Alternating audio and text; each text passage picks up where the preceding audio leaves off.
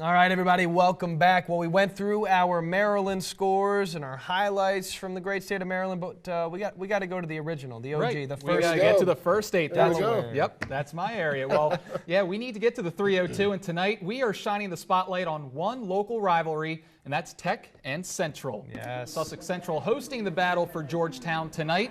And just before the half, the handoff goes to Tygier Shepard Parker, and he busts through for the score. Knights up 14-7 at the break. Now, second half, it's Shepard Parker again, but he fumbles inside their own 15, setting up the Ravens in good field position. A few plays later, new starting QB Chase Snyder rolling out finds Grant Lamers for the score, and Tech misses the extra point, so it's a 1-point lead for Central at this point.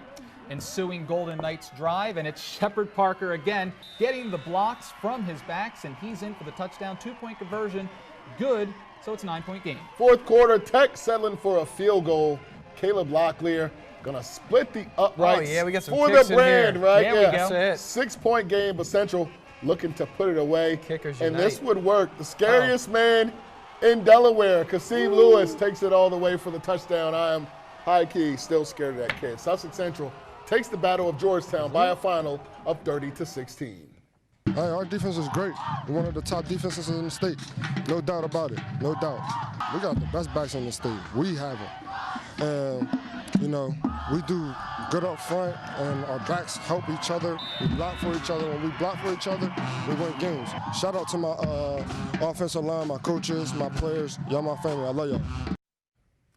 Man, I was hoping that shout-out was for me. Part of the borough in Georgetown. We love it. Anyway, you know, I'm feeling good about it. You know, you guys know I pull for Central. Yeah. But how do you guys feel about that victory tonight? I think it's impressive, even though the score, it was a trap game possibly. Even though the score wasn't what we thought it would be, only a 14-point game. It's always impressive when you win over your rivals. We saw some adversity with them only going up by 1 point.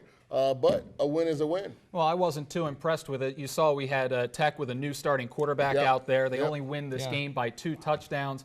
And you got Dover in 2 weeks for Central. So we'll see what happens there. But if you play like that, play like this against Dover 2 weeks from now, I don't know what's going to happen out there. Even though Dover's been struggling this year, Central still might have some tough sledding ahead of them. Absolutely. All right, for more scores, we're going to send it over back to the wall to Drew Williams.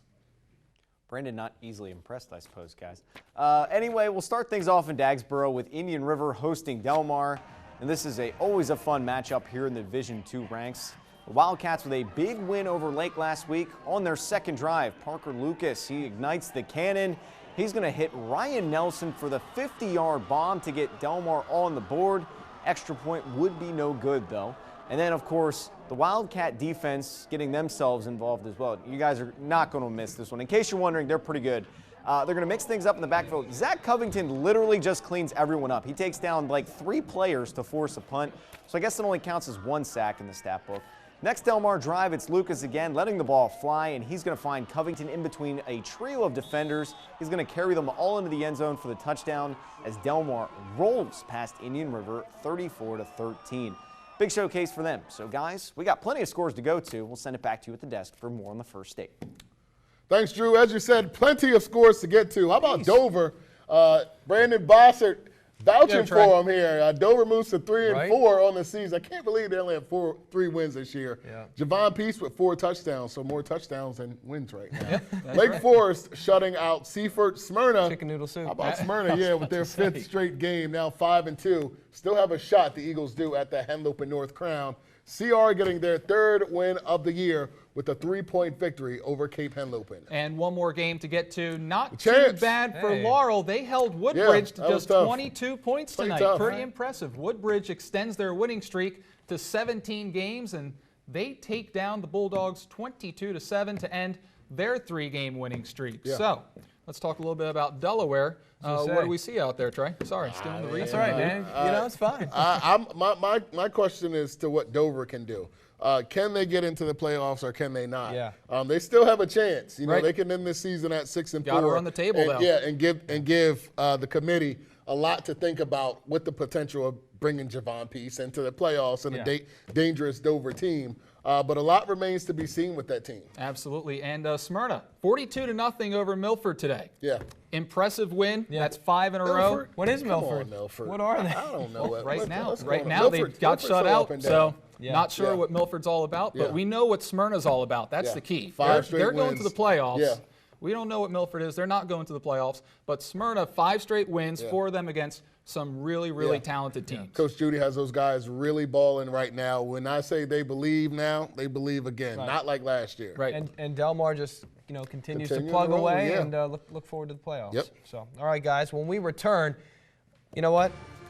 We're going to change gears. We're going to do news instead. I know you guys love it. A Delaware man has pled guilty to murder and the slaying of a teenager who was found on the bank of a pond. We've got that full story. Plus, it's a bird, it's a plane. Not quite. I wish it was. Superheroes have taken over the streets of Salisbury for a very comical Third Friday. We'll yuck it up with you. This is Philip Townsend, head coach at Indian River High School. You are watching Delmarva Sports Insider.